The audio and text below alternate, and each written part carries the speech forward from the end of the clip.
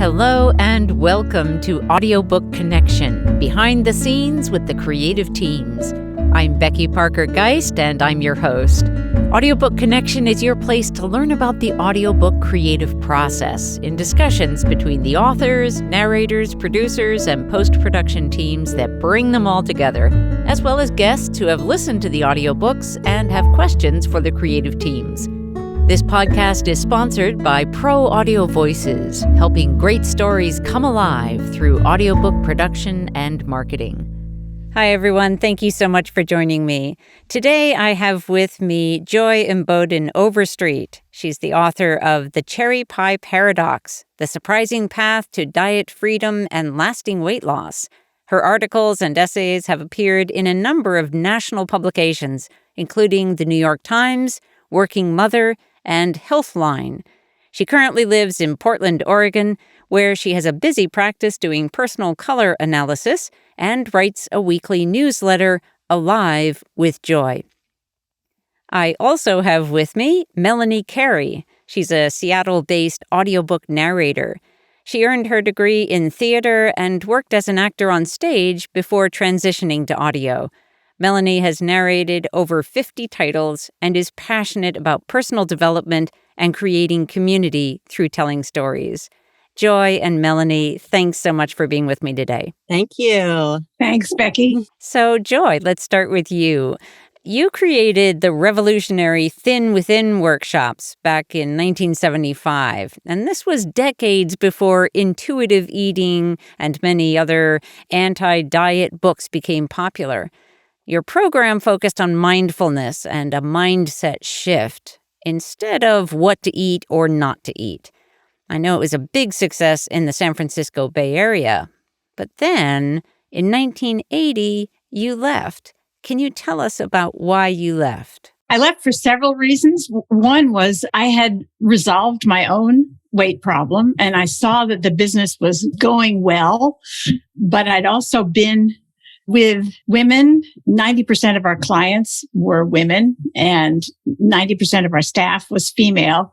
And I had been a widow for several years. And I was thinking, this is not where I'm going to find a new partner, if that's what I'm looking for. So There was that. And then the other thing is that I realized that I've never been a person for Band-Aids, solutions to problems. And I thought that by going into mindset and mindfulness, I was getting to the root of our participants' weight problems. But in fact, I began to see that the problems were really systemic, not just individual. I mean, sure, we all have our bad habits, but the bad habits had been reinforced by the American culture, the food industry, the media, USDA rules and regulations. So I decided that I would go back and get deeper into the whys by going to grad school. So I went to graduate school in public health. Then I got married again and had another child, and my life took off in different directions. Yeah. Wow. So, cool. Very good. Yeah. Very good. Now, I know this is a very personal story. So tell us about your decision and why you chose not to narrate the book yourself. Good question. I really struggled with it because it feels like it's very much in my voice. I mean, I'm a little bit snarky and I don't listen to stories and excuses with a whole lot of patience because I've heard them from myself to myself. But my voice is not as smooth and youthful as it once was. And I have some verbal tics that I thought might be taking so much time of the editor that it would be maybe better to have a professional do it. And so you sent me like a dozen people reading part of the first chapter. And honestly, Melanie was the only one. It was like, nope. Oh, really, it's true. Yeah.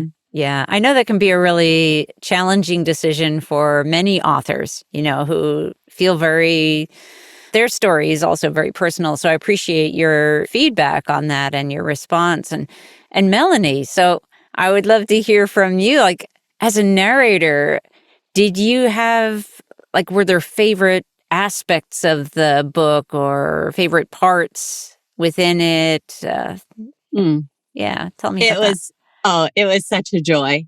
It's so nice to narrate a book that I agree with the philosophy 100%, that I'm actually inspired by, that I'm actually writing down ideas for my own life aside from that. And that just makes it so much fun. I was so honored too, because the voice is so joy. It was like, I am playing her. Like, I need to tell her truth. I need to do it in her voice. And the writing is so strong and it is so clear and her humor comes out. And I just love it. I think definitely the most challenging, but also my favorite was singing the streets of Laredo with with your lyrics. I don't think it made it to the final one. This is probably for the best, but I had a lot of fun doing that. Yeah. That was a song that one of our participants rewrote as her way of practicing her personal affirmations as she went walking. And I don't know what people thought as she walked down the street singing this song to herself, but it worked for her. Yeah, that's great. That's really great. I love that part. Honestly, my favorite part that you read was the cottage cheese story. Oh, I love that. And in fact, I went through a bunch of different titles for the book. I originally wanted to call it Becoming Thin Within, but I approached my son and his girlfriend with that title, and they're like, nope, no, mom, you can't do that. You cannot say thin. Nobody wants to be thin anymore. That's like, we're into body positivity and your book is about body positivity. So don't use the word thin. And I'm like, but that was the whole thing. That was the name of my workshop. Right. It was the name of my workshop. Right. So he said, well, what else? Is there some other part of the book that you could use the title or the words as a springboard? And I'm like, well, fuck the cottage cheese would be definitely one. And I actually had thought of fuck the cottage cheese as a title. And he's like, no, mom, no. That was like 5 years ago. We were fucking everything. You were not fucking cottage cheese for this title. So he's like, okay, keep going. And so then there was like, and he said, well, what about the cherry pie in the beginning? And I'm like, that we could do. I love that story. I love that story. Yeah. The cherry pie paradox is kind of when it is my bolt of lightning or bolt of insight when I had breakfast with a friend who was very slim and petite, bird-like even, and she was eating a piece of cherry pie and offered me some, but I was eating modestly. So I only wanted a cup of coffee. And so she sat there and ate this pie while I was watching, drooling. And then like halfway through the piece, she patted her stomach and said, "Oh, I'm full."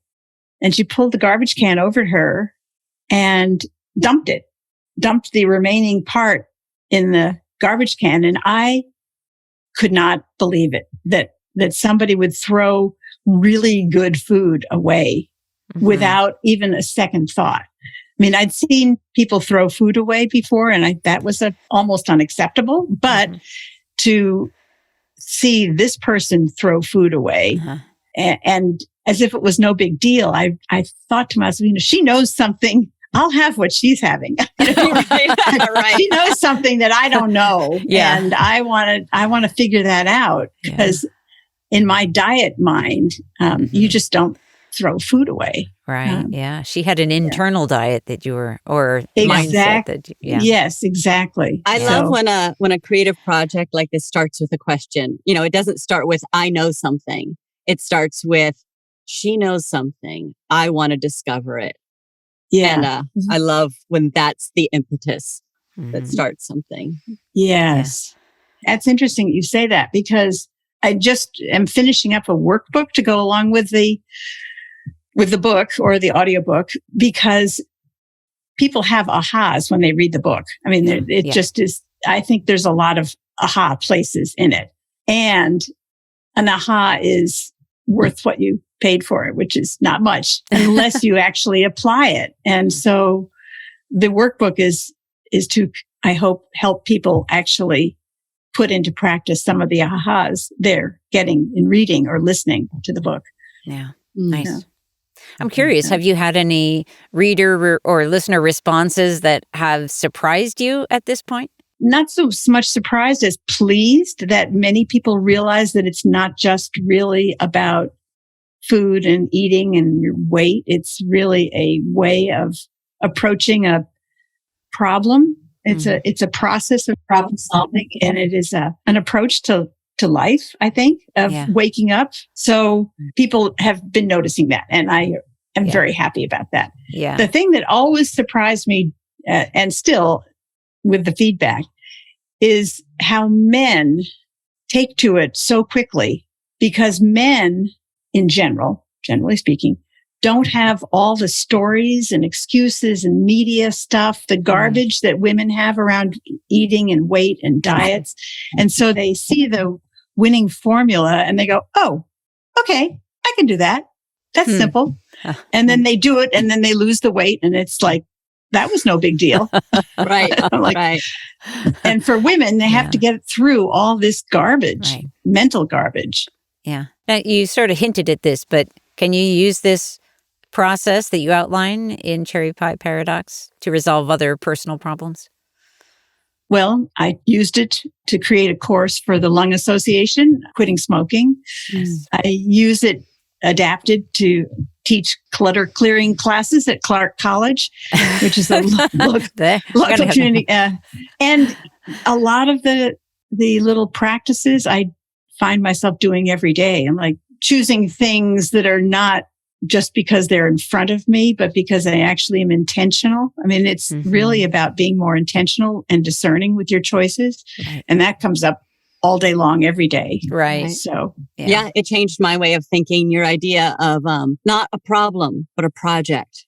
I love that. Like, there's actually nothing wrong. It's not a problem, but it's something you're confronted with in a project. How are we going to do it? Like, that changed everything for me.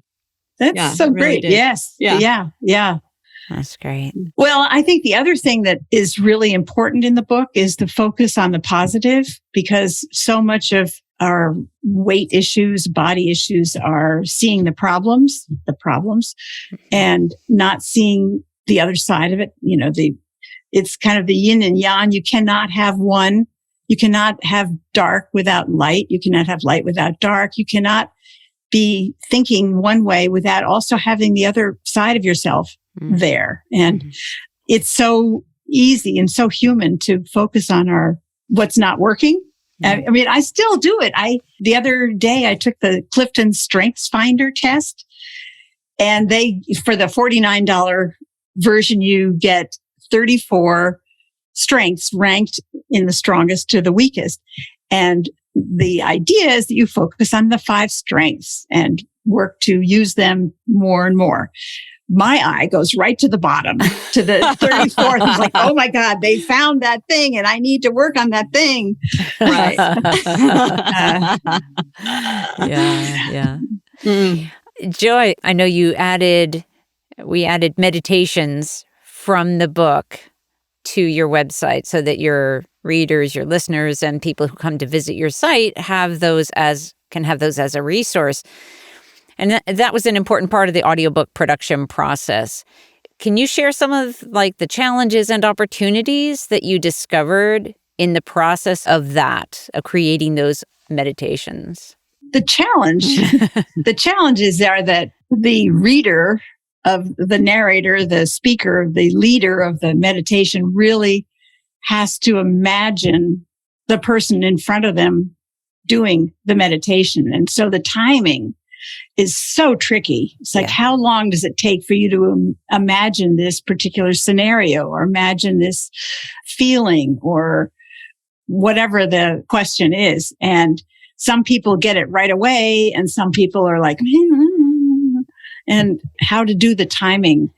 Right. We'll never know. Right. Yeah. Right. Trying to accommodate the range of expected response is a very tricky thing, isn't it? It is a tricky thing. And we went around and around about music behind them and eventually decided not to. And we need to deal with that on the website. But they need to know that the silence, because I'm not in front of them leading them, they need to know that there's something actually happening. And so do we put music in there? And I realized, having listened to, I don't know how many meditation apps on my phone, that they never have background noise. There's just silence. And you sit there and your mind either wanders or it doesn't.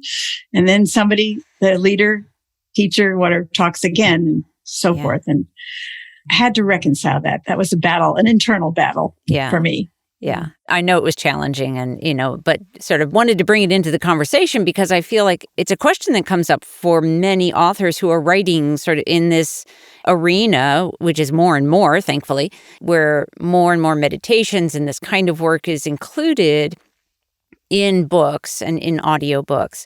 And then from my perspective, like the interesting thing is exploring the decision. Like, what are we trying to accomplish? How can we best accomplish it? And we'll have all different ways of doing that. But sort of diving down that rabbit hole can really be, I think, enlightening and interesting.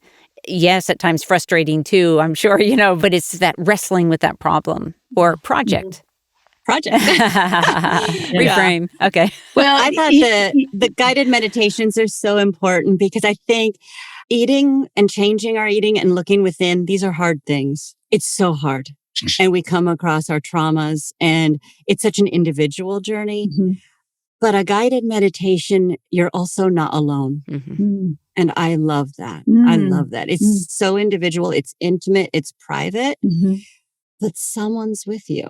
And I just, as you're going within, someone's right next to you saying, you're doing great. And they're kind of funny and they're lighthearted, but also respectful. And I loved the tone of the meditations because sometimes meditations can be so heavy and they can be so serious.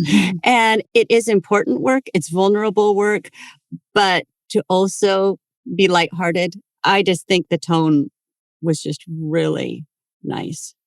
Thank you. Thank you. I really strive for that. I think when you have a problem, quote unquote problem, that has been weighing you down for years and you have all these feelings about it and these stories about it, it seems like a heavy stone, a millstone. And to take it lightly is like, okay, we can lighten up about this. Let's not just wallow in the misery of it. Let's see the other side.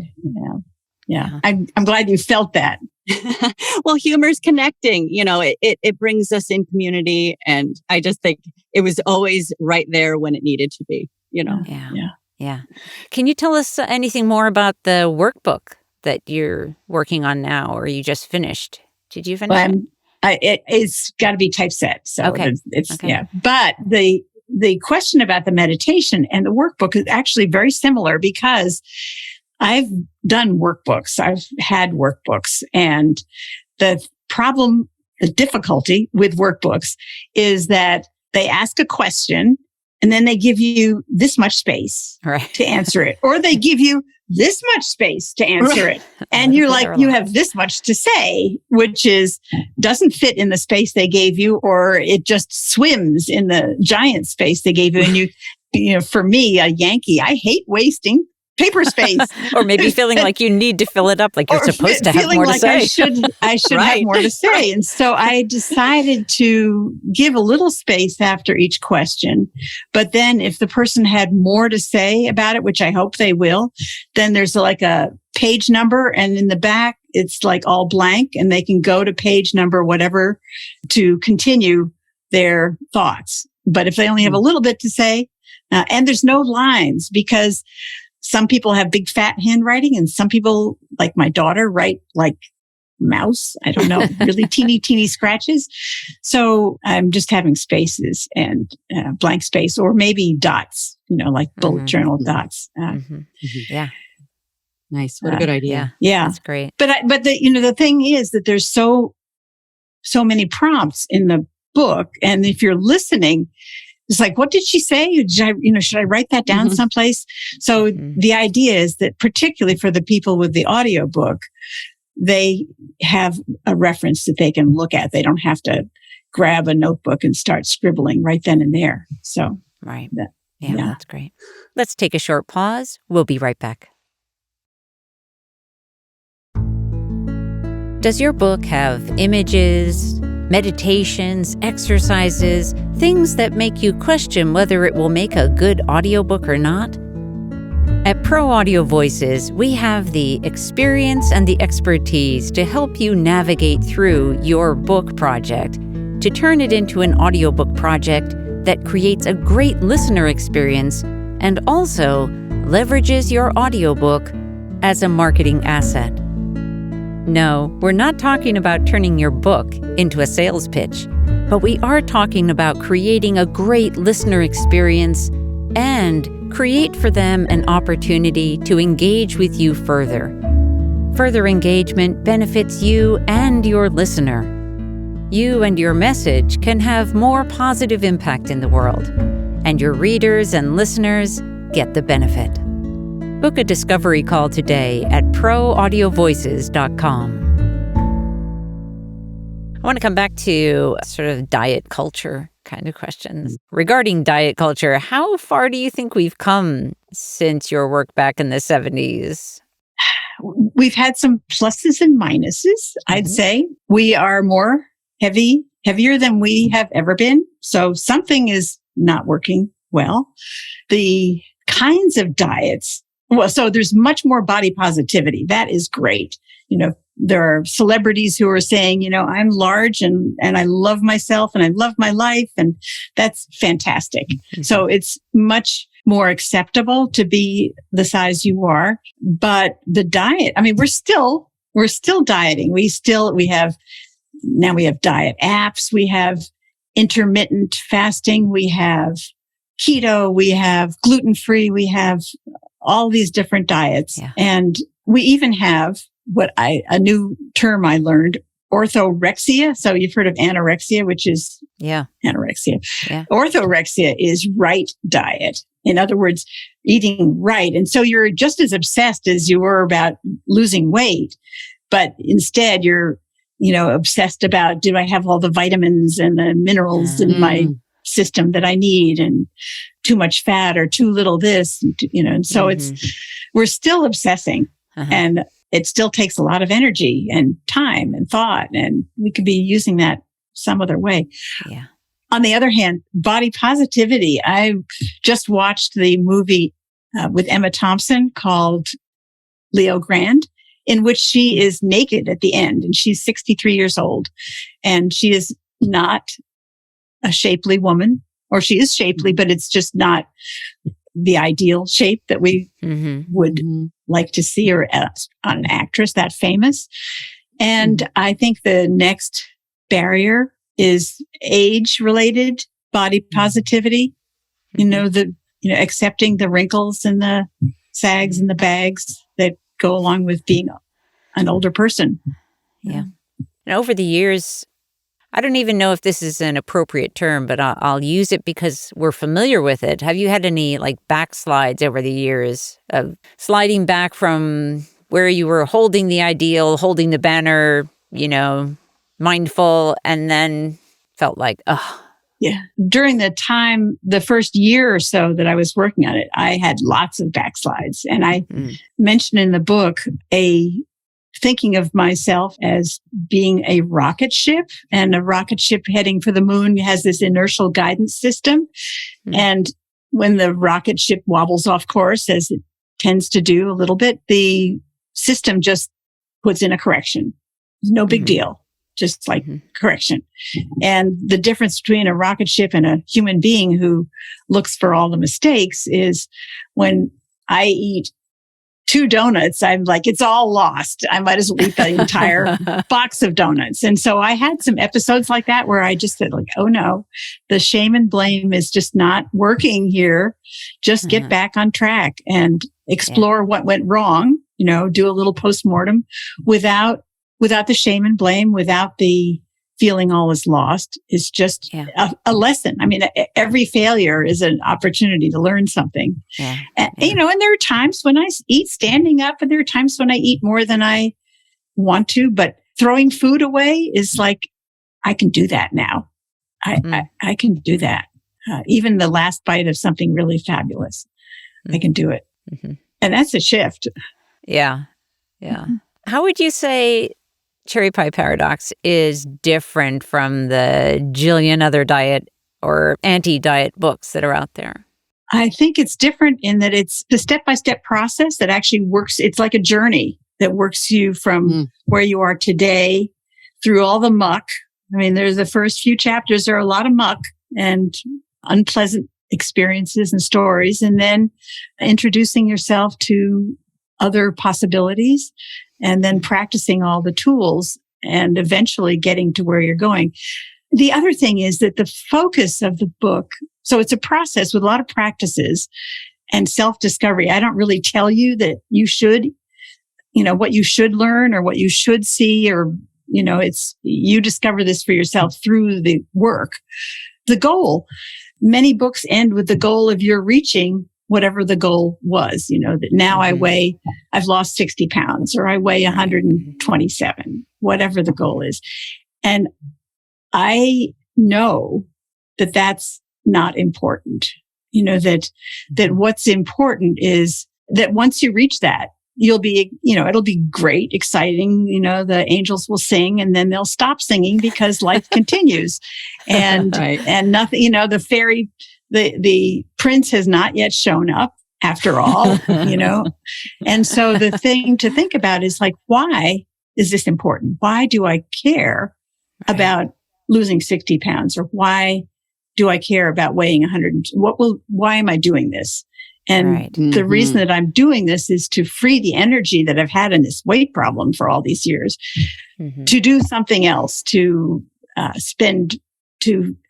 start my own business, to learn how to fly a plane, to whatever, to romp with my kids and touch football. Really opens up having a lot more choice than just the one that seems to be right in front of us, the one that we feel obsessed with or driven by, but that you have created pathways to open up the alternative choices. Oh, I could choose to throw the rest of this away if I am done, or put it in the refrigerator for tomorrow. There's it doesn't have to be consumed in this moment just because it's delicious. Yeah. I love that. And I love that you don't, it's not prescriptive. You're telling them, what's best for you in all aspects of your life, especially what you eat. And so much of our culture is still the expert telling people, studies have shown this is what you should do, or this doctor, or this celebrity, or this, like, just follow my path and you will be happy. And your book just points to, what's right for you. Trust yourself. I don't know what's right for you. You know what's right for you. Yeah. And I think that is such a revolutionary act for so many people. Oh, there's actually nothing wrong with me and my instincts. I can actually have a relationship with myself again and know what's right for me. Yeah. Self-trust. Yeah. Self-trust. Yes. Yeah. Are there any other important lessons that we haven't maybe already touched on that come to mind that you really hope that your reader, your listener will take away from their experience with Cherry Pie Paradox? This is probably not what people want to hear. All the more exciting. Excellent. But it took years and years to create a weight problem or a body positivity problem, or to add the pounds, or to develop those bad habits. It's going to take time. This is not overnight. It does not happen overnight. And if it does happen overnight, it will disappear overnight or in a week or whatever. I mean, studies show that much of the weight that people lose on diets comes back, and with more. And so this is a whole interior shift that is work. It's work. And I hope people will stick to it because what's at the end is freedom and a pleasure. What's not to love about that? Yeah, indeed. Indeed. Melanie, anything else that made this audiobook project unique for you? Because you've done a lot of audiobooks, narrated a lot. So anything else that feels extra special or unique about this one for you? Yeah. And I sort of have a question for Joy around this too, because narrating this book, I felt myself in community with other women in a lot of ways. And I felt such compassion for my own self and my own struggles. And I wonder for Joy, what is it like after committing so much energy and heart into this kind of service for our community? How has it shifted your relationships, like in community with women, devoting yourself to this good work? Well, just as you said, I mean, I feel that we're all human and we all have the same struggles. I mean, they look different. They come in different shapes and sizes, but there were many times during the Thin Within classes or workshops that I get teary because I understand or I feel the life that the person has lived that has brought them to this place. And I feel such love and compassion. And particularly for people, as people open up and start to share and recognize certain truths about themselves, I just like, that's so nurturing for everyone in the room. And I really regret that I can't teach those classes anymore in person because it really is a community project. And we learned so much from each other in the classes. The classes were like 20 to 25 people. So there was a lot of sharing, and the sharing is super important because the things that you know about yourself, there are things that are hidden that you don't know until somebody else says it. And then you're like, oh, me too. Me too. Me too. Me too. Yeah. And so I encourage people to use the workbook to get together with several other people who are on the same journey and work through the workbook together. So they have that extra feedback and accountability. Joy, is there anything else that you wanted to ask Melanie about her experience? I should have thought of a good question, but I don't have it. Well, it was interesting how this book I just kind of took it in like osmosis almost, because I would be, down here in my booth recording it through the morning, and I'd be ready for a break. I'd be ready for lunch, and I would just think, I wouldn't even think about it anymore. Like, oh, I'm done. And I'd go upstairs, and like the first day recording, I was just eating, and then suddenly, like, this clear voice in me just said, I'm satisfied. Like, I just heard it. And I was like, that's it. I'm doing it. And I thought, wow. And then then it was just sort of a personal journey through the whole recording. And then talking about, if we call them backslides or call them like life is complicated and confusing. But that later in the week, I went out to dinner. And I was like, wow, I love this new way of eating. This is incredible. And we went to ramen. And I was like, oh, I love this. I love the egg and I love the noodles. And I'm just having such a good time. And I heard that voice. But ramen isn't something you can really keep. It doesn't really last. I have trouble throwing away food. And I made the choice. I was like, I'm just going to finish it. And I did. And I felt bad. But I was like, this is information. Yeah, this is information. I made that. Right. And I was so aware. And now even when I pass that restaurant, I'm like, oh, I remember how bad I felt. I remember that I want to trust my own self more than what my bowl looks like at the end of the meal. Yeah. That's hysterical. Cool. Yeah. Well, and a lot of people would say, I'm so pissed off because I'm full a lot sooner than I wanted to be. I mean, there's this ramen left there on the, and it's not going to get any better. And I was like, damn it. But we don't love it more when we're eating past that. Did I enjoy myself? No. I didn't enjoy myself. It was just an old tape telling me, keep having the fun. But like you said, like when you talk about eating the chocolate, like, is it good? Like, are you? Does it feel good to eat this ramen while your stomach's full? You've had a lot of salt. Like, if it feels great, go for it. But does it? Yeah. Just asking that question. I love the awareness that you're, Mm-hmm. that you're expressing about how that new awareness around food. That's so cool. Yeah. Cool. Yeah. Beautiful. Well, and there's also the fact that our experience of food is entirely different at different stages. I mean, you take a brownie and you put it in front of you and you have the expectation, if you're rating the brownie on your expectations, it's a fudge brownie. It's going to be a 10, on a scale of 1 to 10, it's going to be a 10. That's what you expect.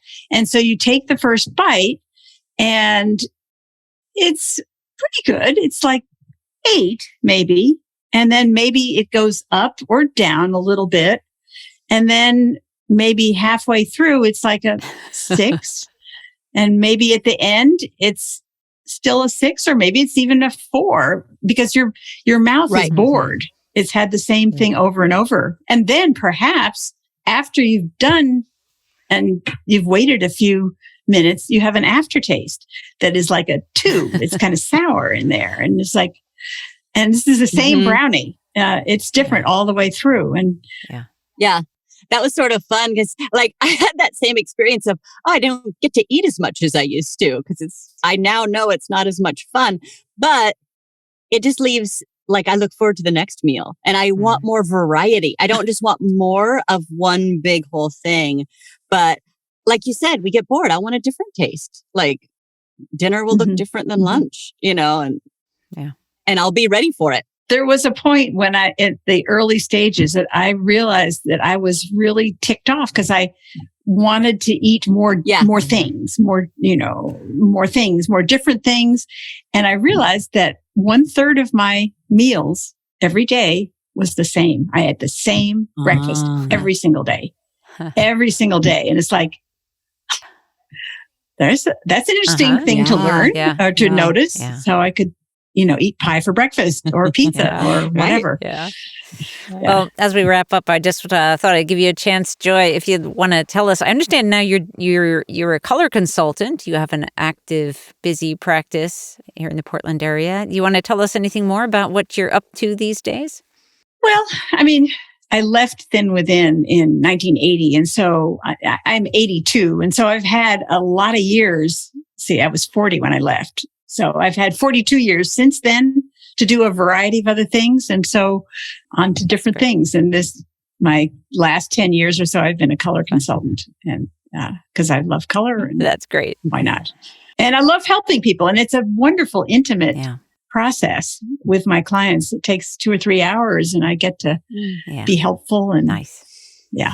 Well, I want to thank you both so much for spending this time with me. Again, this is Joy Mbodum Overstreet, author of The Cherry Pie Paradox, The Surprising Path to Diet Freedom and Lasting Weight Loss, and Melanie Carey, Seattle-based audiobook narrator and narrator of this audiobook. Thank you. Thank you. This is so much fun. Thank you so much, Becky and Melanie. Thank you so much. You did a fabulous job. I love this book. To learn more or get your copy of The Cherry Pie Paradox, visit joyoverstreet.com. Thanks for joining us for Audiobook Connection, behind the scenes with the creative teams. Please take a moment to subscribe at audiobookconnection.com. The podcast is sponsored by Pro Audio Voices, helping great stories come alive through audiobook production and marketing. Learn more at proaudiovoices.com. Again, thanks for being with us, and please join us next week.